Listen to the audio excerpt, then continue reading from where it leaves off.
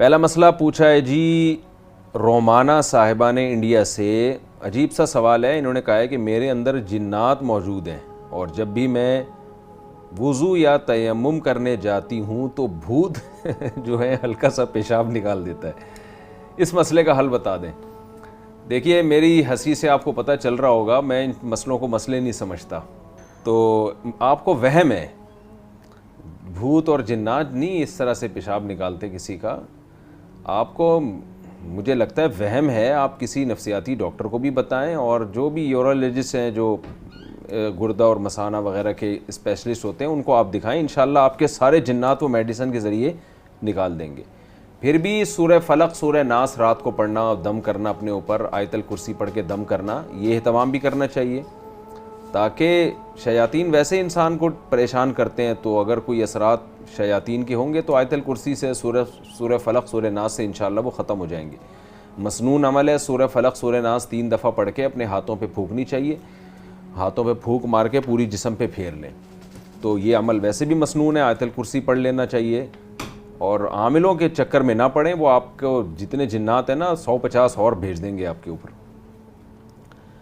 دوسرا سوال ہے جی مجھے استنجا, اصل مسئلے کا حکم تو بتا دینا کہ اگر جس بھی وجہ سے ہو رہا ہے ہاں بہرحال وضو تو ٹوٹ جائے گا اگر پیشاب یا ریح نکل آئی.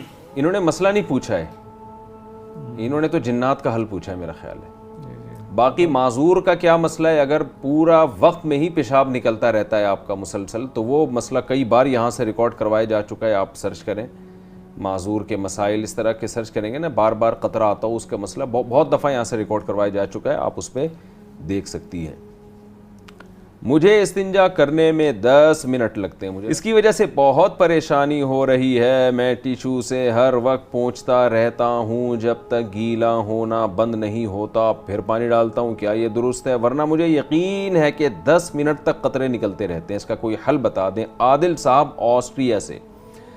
دیکھیں عادل صاحب, اگر آپ کو واقعی وہم نہیں ہے, حقیقت میں ایسا ہوتا ہے کہ آپ کو یقین ہے, جیسے آپ نے کہا کہ 10 منٹ تک قطرے نکلتے ہیں مجھے یقین ہے, تو اگر 100% یقین ہے تو اس کا بہترین حل یہ ہے کہ آپ نماز سے 15-20 منٹ پہلے پیشاب کیا کریں. وضو سے 15-20 منٹ پہلے پیشاب سے فارغ ہو جائے کریں.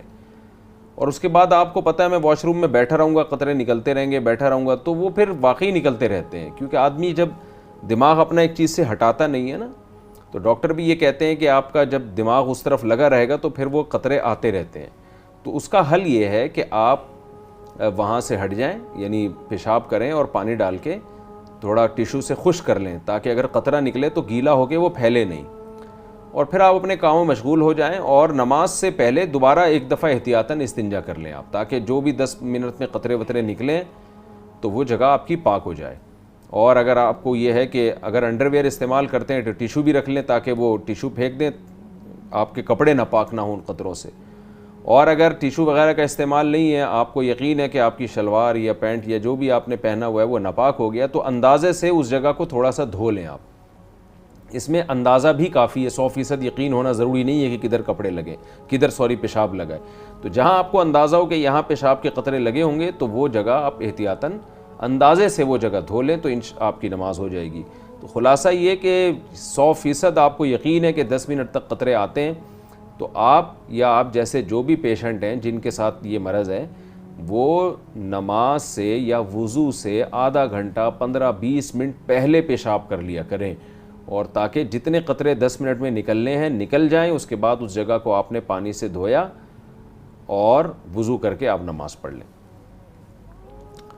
نماز کے دوران چشمہ گر جائے تو کیا اسے پہن سکتا ہوں؟ کیا طریقہ ہوگا؟ کیونکہ بغیر چشمے کے آنکھوں میں درد ہوتا ہے اور پانی بھی نکلتا ہے. عادل صاحب ہندوستان سے. اگر واقعی آپ کی آنکھوں میں درد ہوتا ہے, پانی نکلتا ہے, تو پھر آپ کے لیے جائز ہے, بلکہ بہتر ہے تاکہ نماز میں خلل واقع نہ ہو. آپ ایک ہاتھ سے چشمہ اٹھا کے پہن لیں. لیکن اگر کسی کے ساتھ یہ پرابلم نہیں ہے تو نماز اور چشمہ لازم ملزوم نہیں ہے. نماز میں چشمہ گر گیا تو گرا رہنے دیں, اپنی نماز مکمل کریں. بلا ضرورت نماز میں حرکت کرنا یہ پسندیدہ عمل نہیں ہے. لیکن اگر واقعی الجھن ہو رہی ہے تو آپ ضرور پہنیں اس کو. جی مفتی صاحب. جی بسم اللہ الرحمن الرحیم. پہلا سوال ملک نصر اللہ صاحب نے پوچھا ہے کہ کیا اذان کے بعد اردو میں دعا مانگ سکتے ہیں؟ دیکھیں ایک تو مسنون دعا ہے اللہم رب ھذہ الدعوۃ التامہ آخر تک، اور درود شریف جس کی بڑی فضیلت آئی ہے کہ اذان کے بعد درود شریف پڑھنا چاہیے، تو یہ مسنون دعا اور درود شریف تو عربی میں پڑھا جائے گا۔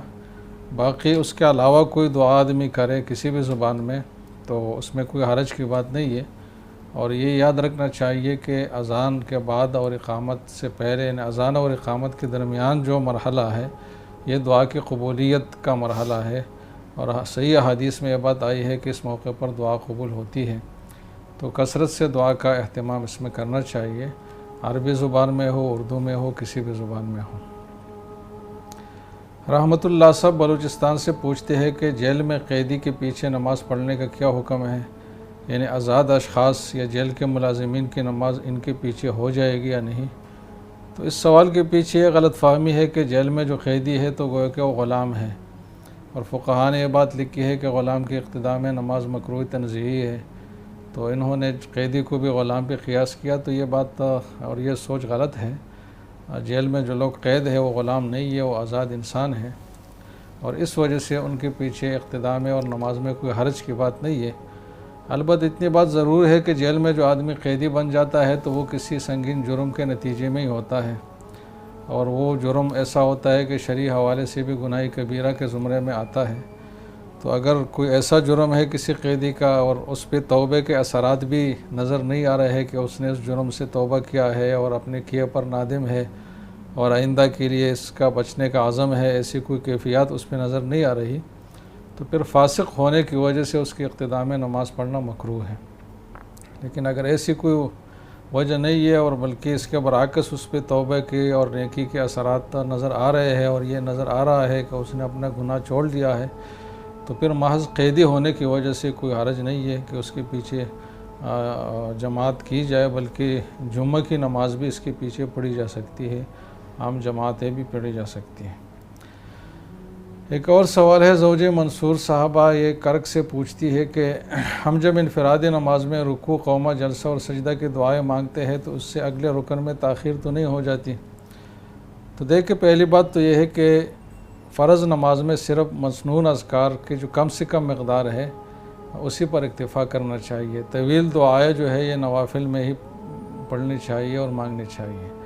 دوسری بات یہ ہے کہ دعا جس بھی نماز میں ہو، فرض ہو یا نفل ہو، وہ عربی زبان میں ہونا ضروری ہے۔ اردو زبان میں اگر کسی نے دعا مانگی تو اس کی نماز فاسد ہو جائے گی، اور عربی زبان میں بھی ایسی دعا ہو جو عام انسانوں سے مانگی جانے والی چیزیں نہ ہو کہ ایک گلاس پانی دے دے یا فلاں چیز دے دے، فلاں متعین کر کے کوئی چیز نہ مانگی جائے۔ باقی جو دعائیں ہیں اگر کوئی نماز میں رکوع سجدے میں عربی میں مانگتا ہے، مسنون دعائیں ہے، جائز دعائیں ہیں، تو اس کی وجہ سے جو رکن میں تطویل آتی ہے تو اس طول کی وجہ سے جو تاخیر ہے اس کی وجہ سے سجدہ سہو وغیرہ کے کوئی احکام نہیں ہے، کیونکہ وہ پورا اس رکن کی ہی کا حصہ ہے۔